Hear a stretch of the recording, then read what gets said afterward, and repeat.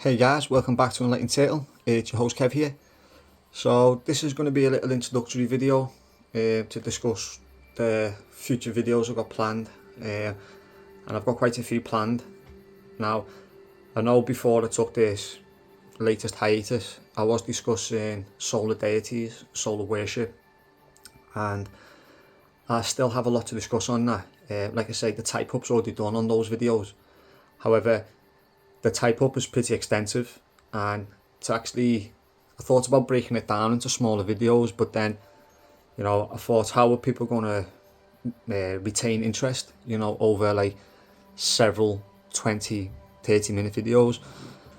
I did convert the content of it into an audio format, and it came out around about 3 hours long. So I know people weren't too happy. Obviously people prefer to have a human being talking, hear me discussing my ideas and things like that. So I thought I better put that on hold, and as I say, I've had a little break the last few weeks and really tried to evolve my mindset and take it to the next level. And yeah, so the next few videos I've got coming up is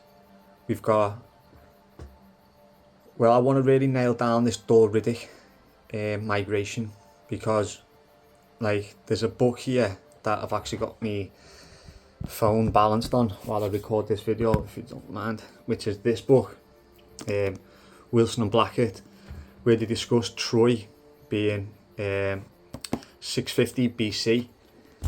Now, one of the things in this book that I've noticed, because I haven't actually turned a page on this for several months now, I had a little flick through it this morning because I thought I better just check. There's not a single reference that I'm aware of in here of the Dorians. Now, I found that quite interesting because the area of speculation to which we associate the Dark Age in Greece is, the fall of Mycenae to like the classical age, the Hellenistic age, the age of heroes, as it turns into the city-states of the Attica, Sparta, Pylos, which is on the western coast of Sparta, all the way through the whole Aegean really. And I was quite intrigued to, like, there's a few people who I know who probably be far more informed on this work than I am. Like I say, I'm a pretty slow learner, pretty methodical, but I do it quite slow really. So I was really fascinated to see that there was no reference to the Dor Riddick expansion. Now, I shared a post recently on the Britain's Hidden History Uncensored group in relation to languages. Not so much languages, it was more so the written word.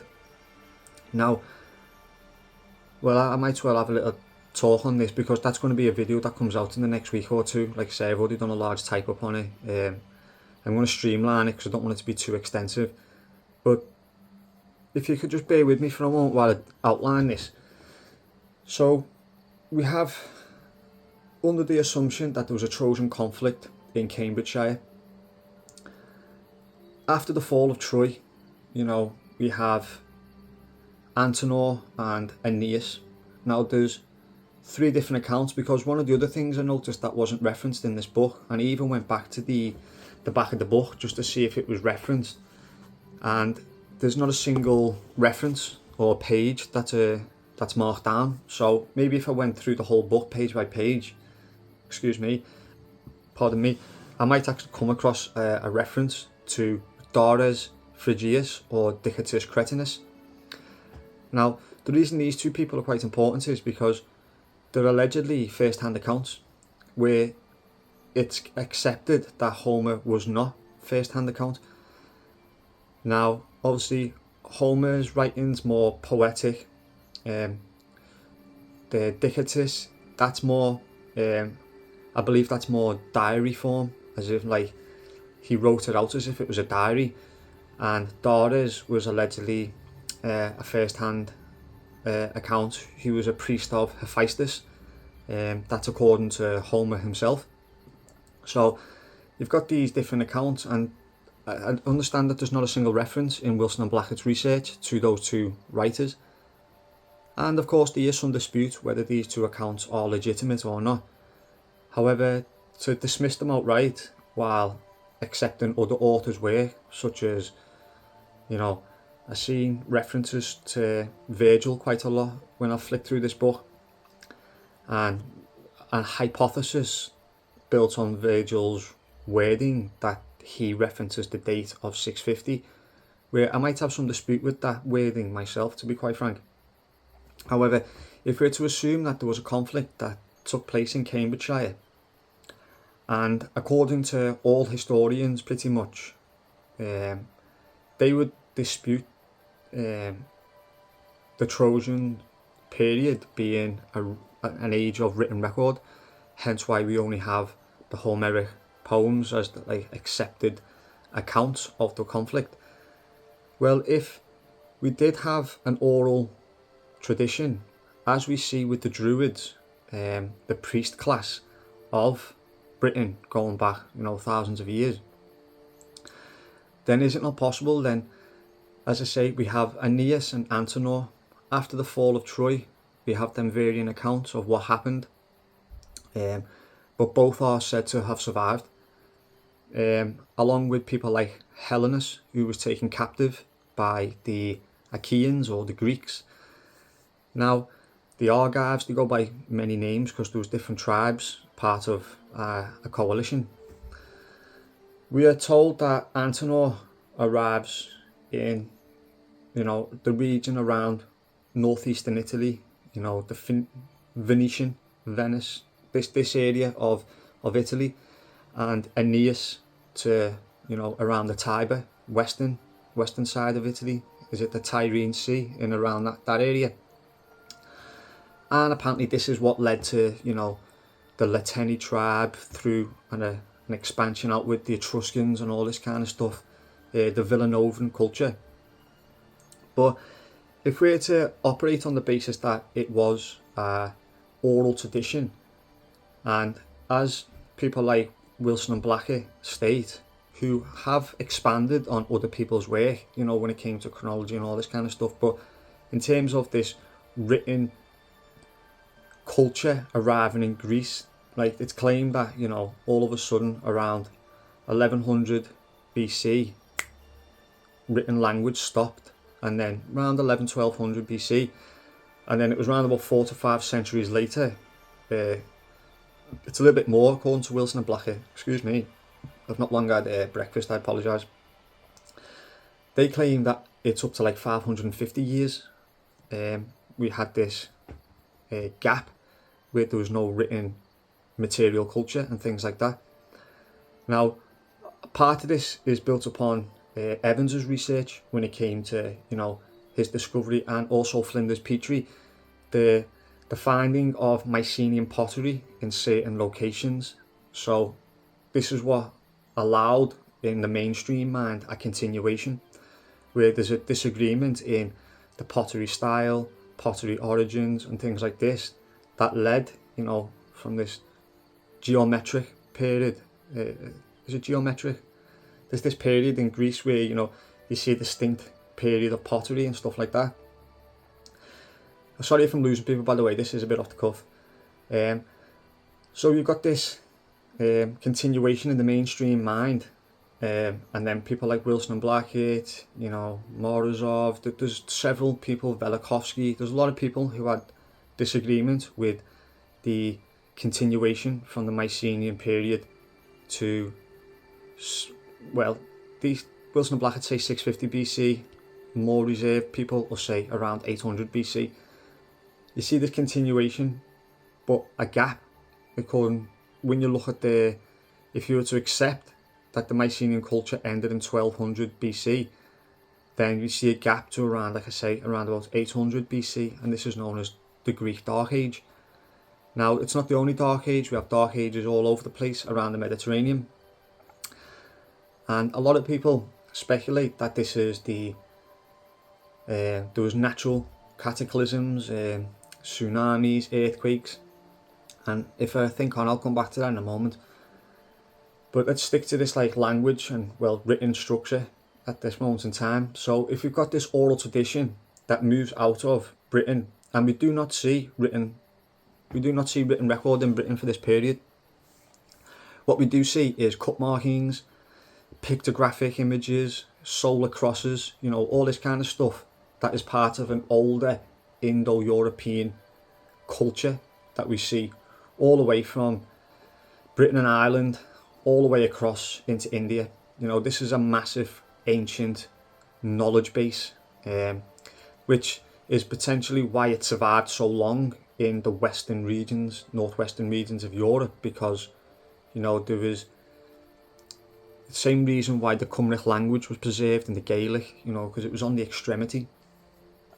So if we have this oral culture that moves out of Britain, and I say got Antenor and Aeneas in in Italy. So why is it at this period we see an appearance of, because in these areas as well that I'm going to reference now, there's already a known written tradition, whether that be through Linear B or what have you. You've got, like I say, Sardinia, Sicily, southern Italy, the Balearic, the islands across the Mediterranean. We see it in where people know as Pylos, which is like western Greece, which is Sparta, that region, Algeria, places like this, into Sparta itself, this part of the Peloponnese, Doris, these places, down across, as I've pointed out in previous videos, around Crete, the Cyclades, across into southern Asia Minor, and extended even further into Cyprus and the Levant. Now these are all the locations that people are using their known archaeology and things like this to build their hypothesis, but everything is always referenced in adjacency to Egypt. But I'm not going to touch that for now. This is just more the written language and stuff like that. So if we've got this already existing written tradition in these places, and then we see the arrival, as I've hypothesized, of the Dorians, or they go by many names, but you could say they go by many names. I think the Dorians were the Phoenicians personally. We see this arrival coming in of this oral tradition. Now what's interesting is, like I said about the destruction, Crete is such an important place because we've got a well-established culture on Crete already, which was the Minoan civilization. The Mycenaean civilization, and I think has been overplayed, the Mycenaean card. You know, everything's Mycenaean pottery and, you know, Mycenaean, not archers, but, you know, Cyclopean, I think's the right word, walls and stuff like this. You know, a lot's attributed to the Mycenaean culture, like I say, which I think is possibly being overplayed. I do believe that it was more of what's the right word, a culture that occupied this area as part of like the Minoans into the areas of Mycenae and places like that. So we've got this already well-established culture at the time, and their dominant script was Linear B script. Now, if we've got an oral culture that comes in and overlaps, conquers, you know, what happened to the Minoans, nobody really knows. Like I said before, the destruction, people attribute the area of Crete, like the temples and things like that, apparently they fell due to natural events such as earthquakes, you know, potential tsunamis and all this kind of destabilizing natural weather stuff that maybe took place in the region.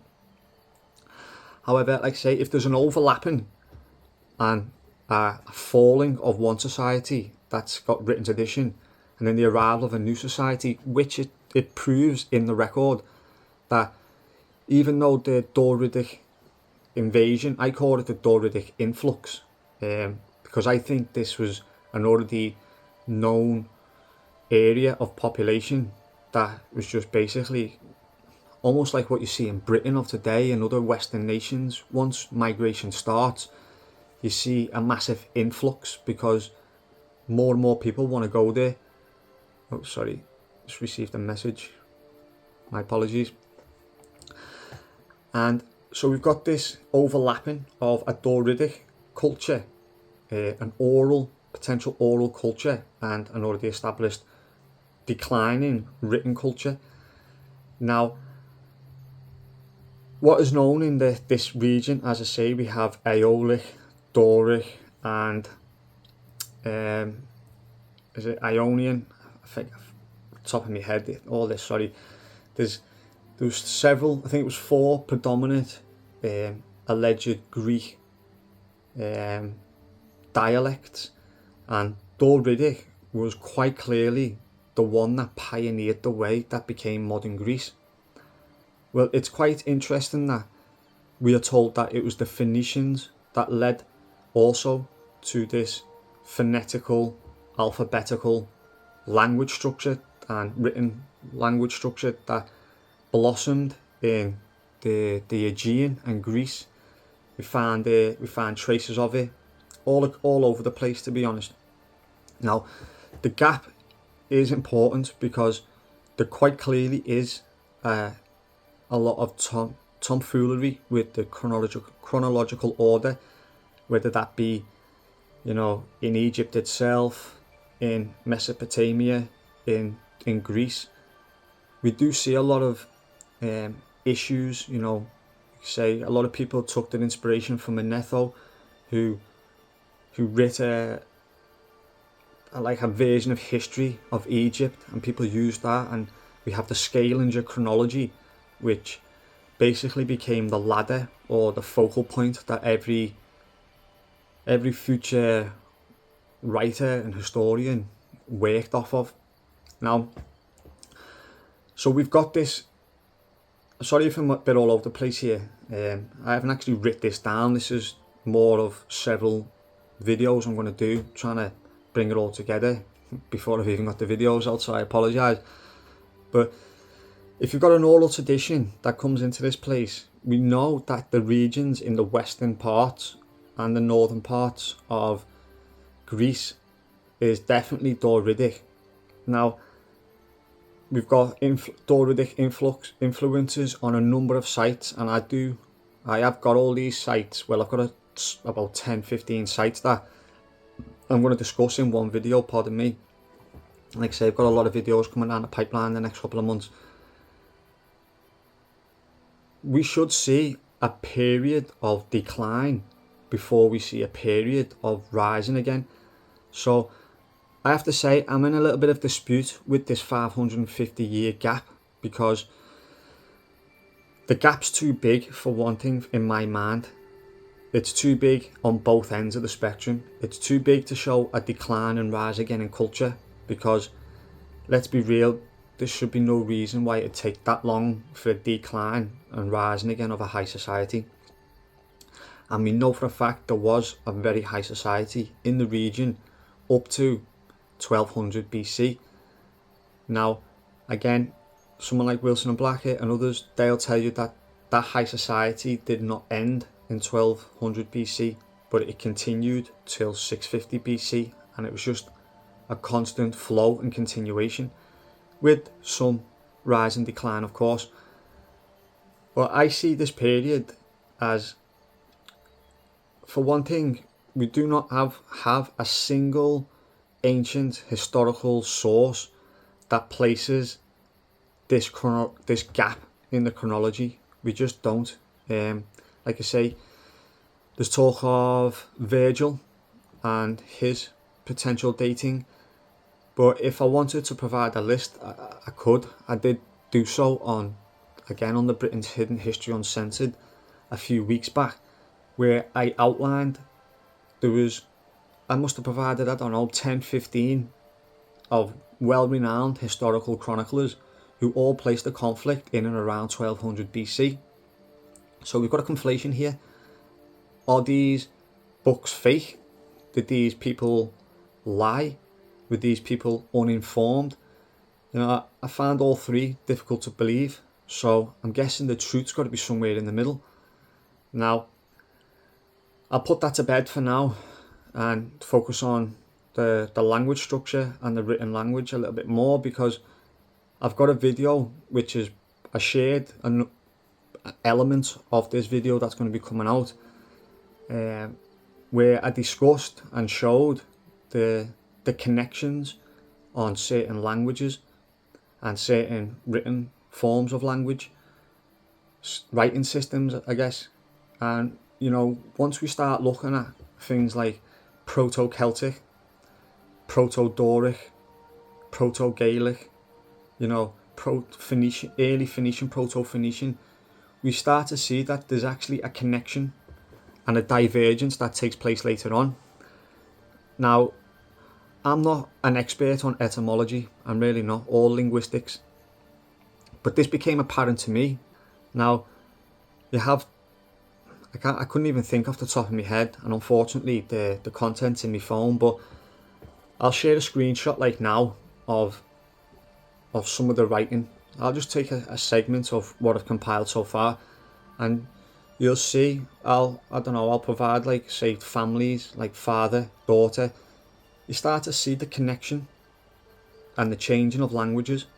Now, what's interesting is, as we move forward through the different epochs, pardon me, I've got terrible gas and I think I'm talking a little bit fast here. It's my first recording in a while, I apologise.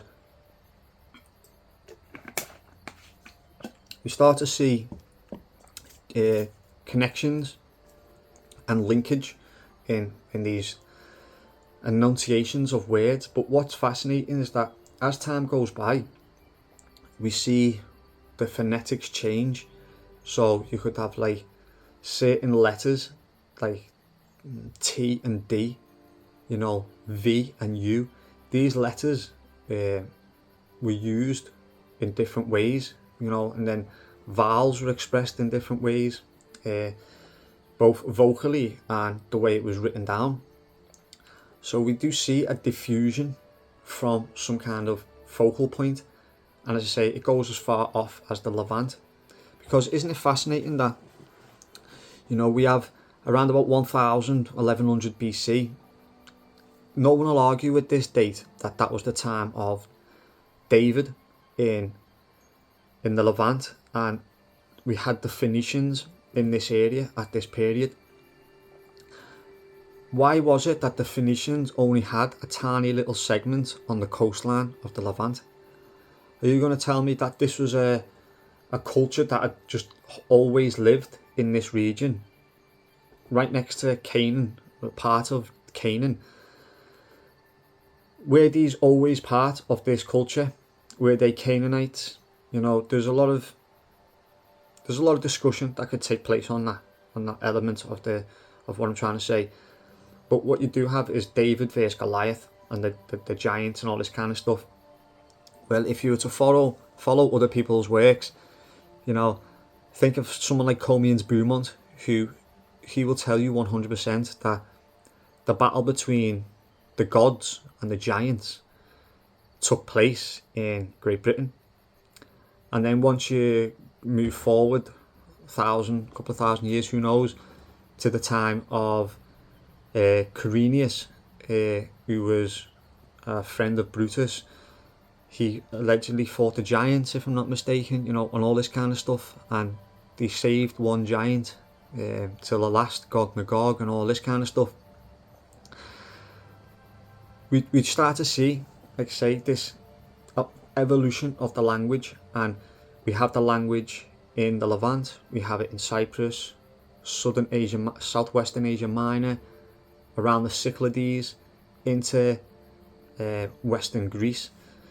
Now, the latter form of, but one thing I will mention as well, don't forget, you know, the Doritic style of construction is known as, like, it's quite sparse, you know, and in fact the term sparse comes from the term Spartan, because they lived a sparse life, a Spartan life, a life of limitation and, you know, Sorry, there's a lot of noise going on in the garden and stuff, and I'm losing my focus a little bit here. This was a bit impromptu, but there's a lifestyle that was lived, that was around.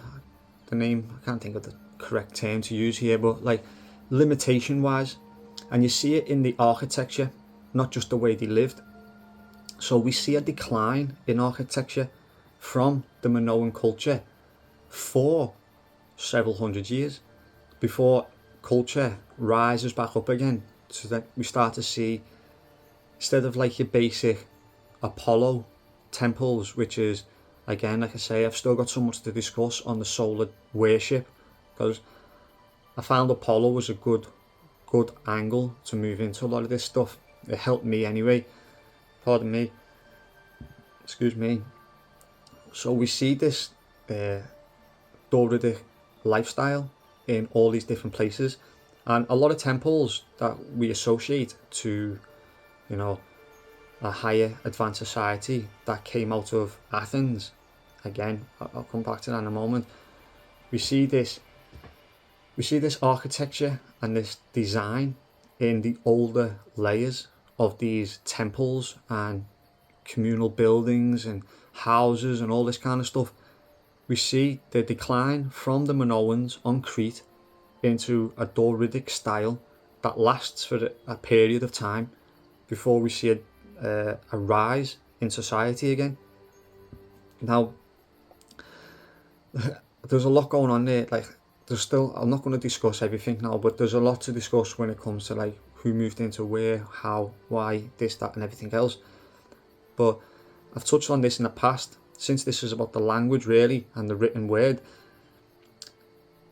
The term Chaonic Greek, I think that's the correct pronunciation, came from places like Macedonia, where Alexander the Great made it the language of his empire, which then maintained.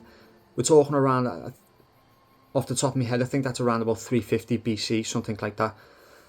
So that language itself was born out of Attica, which was the region of Athens. Now, Athens, for me, was the last bastion, really, of the old culture that had survived, whether that be Minoan, Mycenaean, sugar-coated, however one wants to do so. Hey guys, sorry to interrupt the video. Me and Ty's just out on a walk. I've just been listening back to the video because I remembered I had to put that image in of the writing. Now, I will just say this. There's a couple of conflations I've made to what I actually think. As I say, it was quite off the cuff, and I talked for 40 odd minutes there, so I did stray a little bit from like my core point. However, the thing that triggered me to make this video here is when I say the language came from Attica, the Chaonic, that was expanded out by Alexander the Great. I believe, as I say, Attica was the last place of the so-called Mycenaeans, or what you could say, the Pelasgians, perhaps, as spoken by Herodotus. There could be a lot of conflation and a lot of different concepts that could be presented on that. However, I believe it was the Dorians that came in, and the Dorians weren't just a dialectal group of broader Greece. I believe they were an actual culture, and the Phoenicians themselves, that's why they dominated the region. Now, it sounds so crazy to say like the Spartans could have been Phoenician. However, it's quite clear that the arrival of the Dorians and the Phoenicians was at the same time. Now, if this culture did survive, which in my mind it did, sorry, it's a little bit windy, so I'll stay here. Sparta absolutely dominated the whole of Greece. At one point, it was the most dominant force in Greece, up until like the Peloponnesian War and things like that. I apologise if this is a little bit windy. Now, basically, that's all I wanted to say. So when I say Chaonic Greek came from Attica, I believe the language that flourished in Attica was due to the Doric dominance of the region. But Attica at this time, Athens became the cultural epicenter.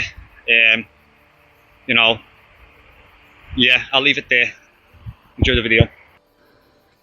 And we see this in, I think I might have mentioned this in the past previously, we see this in the account of Plato when he is discussing, I think, I'm not too sure, there's a Timaeus and Critias, it's one of his books where he discusses how an Egyptian priest had told him that Athens was a city of amnesia because they themselves had survived an attack from the Atlanteans.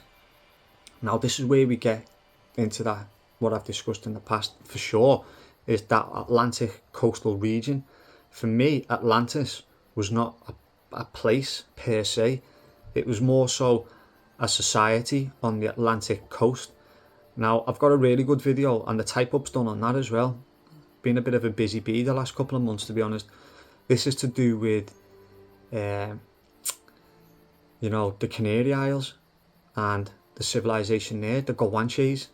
Now I won't go too deep into that, but I come across some information while I was trying to see if there was solar worship in that region, and I was quite surprised what I found there. But this whole Atlantic region for me was Atlantis, and I will go in further in the future onto the potentiality of Atlantis being Ireland, because I think there's more evidence in Ireland probably than anywhere else I've come across. Now, I know people will say America is Atlantis. People will say, I've heard people saying it's the Eye of the Sahara, you know, Mauritania, which I did believe myself for a period of time, because when you look at it, you think, well, it does look like Atlantis. And that was pretty early in my investigations into history and stuff like that, so I've come on leaps and bounds since I made them videos. Some people even claim it's in the Aegean, Santorini and places like that. But I believe it was this Western Atlantic region, predominantly Britain and Ireland. And I've got so much to discuss on Hyperborea as well. There's a chap called Abaris, who was a Hyperborean, and he had this magic dart of levitation. He was known to be in more than one place at the same time, and he had a close relationship with Pythagoras. Now Pythagoras, obviously, he founded his own philosophical school and spiritual school, as well as being a mathematician, astrologer and all this kind of stuff. And what I found interesting was the connections between Pythagoras's doctrine, if you will, the Hyperborean doctrine and philosophy, and the Druidic philosophy. And if we were to buy into this notion, like I say, we're going back to around about 600 BC here, and around 6500 BC, these individuals, not a single one of them references a Trojan conflict 100 years before. But yet we've got this deep-rooted philosophical ideology that's presented by certain schools, such as Pythagoras. Now, this connection is, you know, belief in the afterlife, the study of the stars and astrology, things like that. And there's great work that was done by a chap on Adam Griffiths and Peter Chesborough's channel. I think, I'm not too sure if they've got a channel together or it's one or the other. Excuse me, I'd have to double check that. But they interviewed a guy. I apologise because the name escapes me, and he does deserve a shout out. And they discussed star maps all over the UK, and then we have these older settlements, you know, potentially Nebo, locations of a potential origins for the Gilgamesh claims, all this kind of stuff. And having been travelling around myself and seeing some of these sites with my own eyes, they look really ancient, such as Nazareth. Is that where Jesus came from? because that would tie into Coleman's Beaumont, and it's a fair distance between say Edinburgh, which he believes was Jerusalem, to North Wales. But it's a travel distance worthy on a donkey, you know. But I'll leave that there. I'll digress on those notions. But back to the emphasis of what I started. I only meant to touch on it briefly. This was more about future videos, but I guess it's all kind of come together. You have an existing civilization in the Aegean that's got a written language.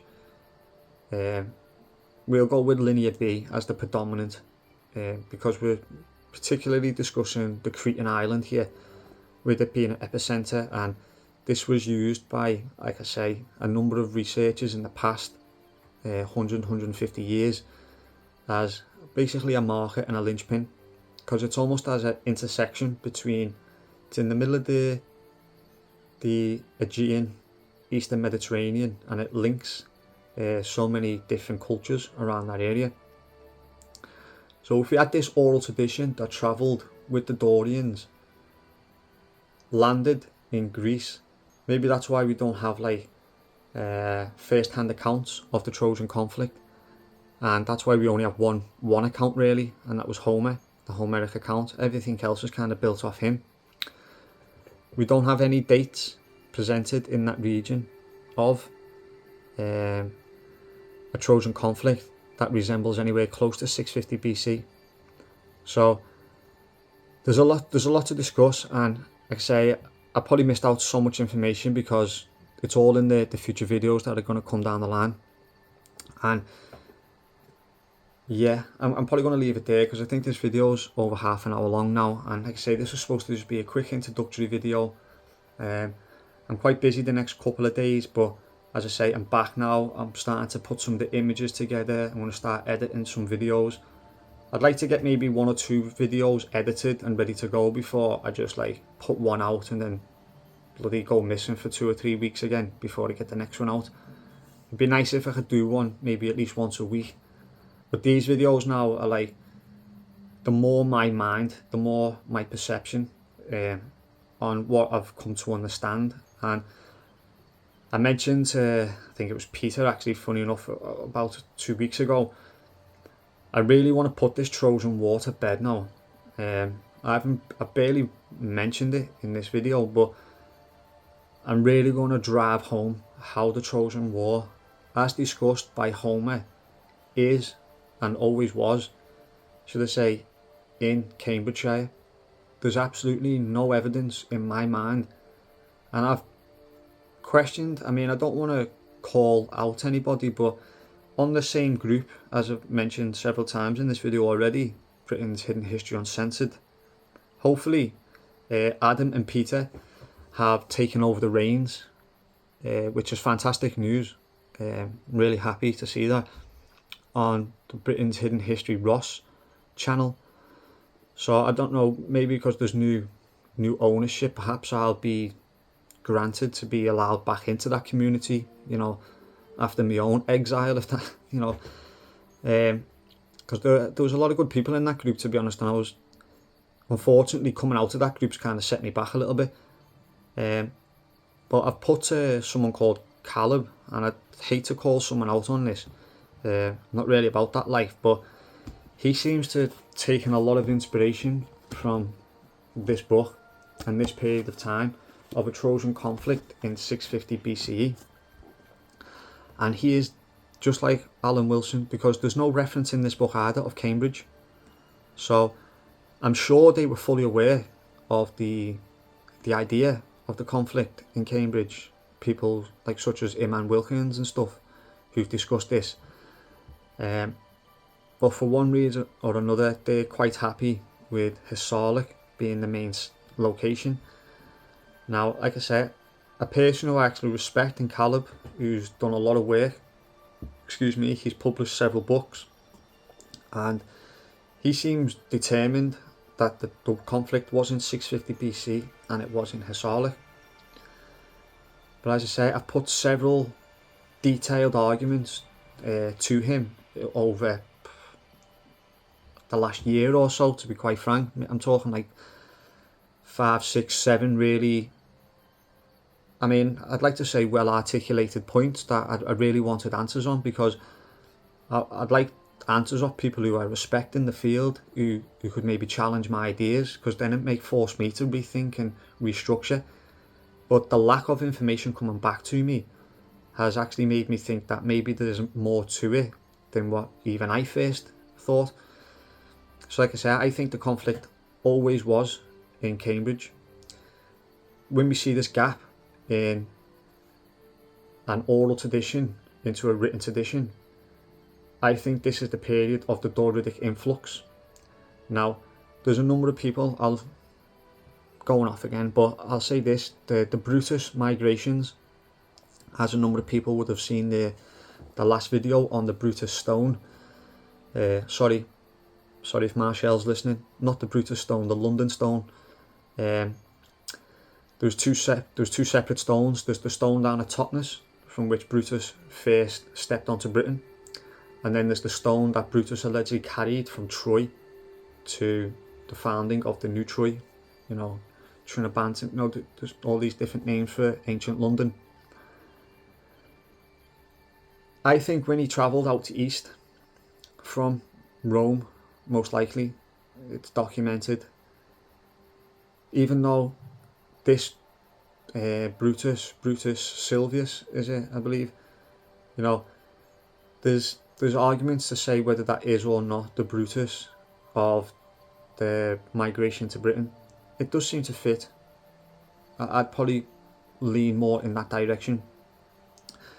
However, the concept that he travelled to east before coming to Britain, as in he went to Hissarlik, somehow gathered a stone and remnants of some people stopping off at all these different locations, which ironically happen to be all the locations of which the Doridic influx, you know, better get used to that term because I'm going to be using it quite a lot.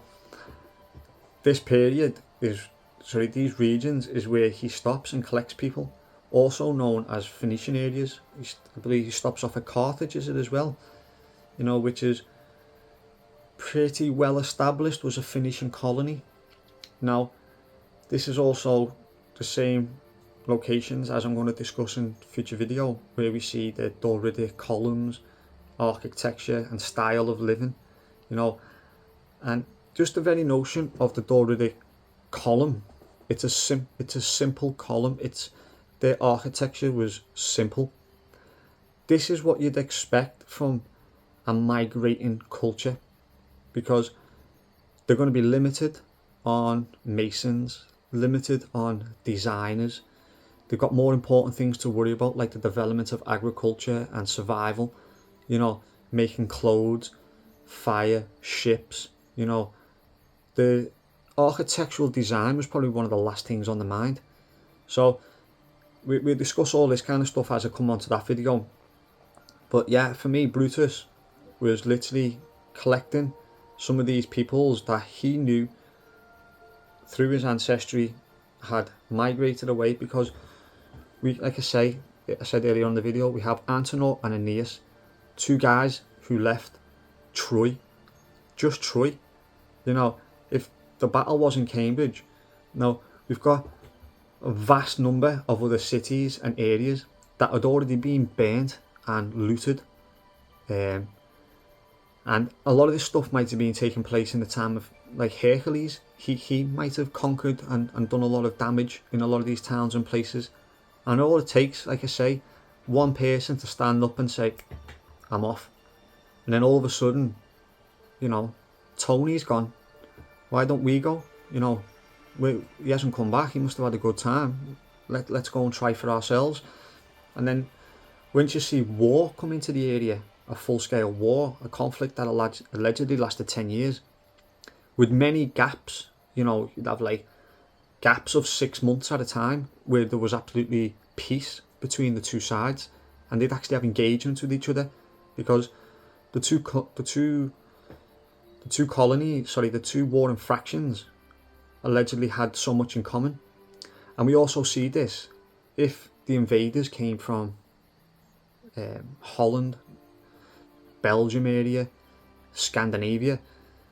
We see this in something called the Eddas. You know, you have the Scandinavian Edda, you have the British Edda, you know, Icelandic Edda. As I've done a video on Snorri Sturluson, his version of the Edda, and obviously we've got Lawrence Waddell and his book the Edda, which I'll do more readings of in the future definitely.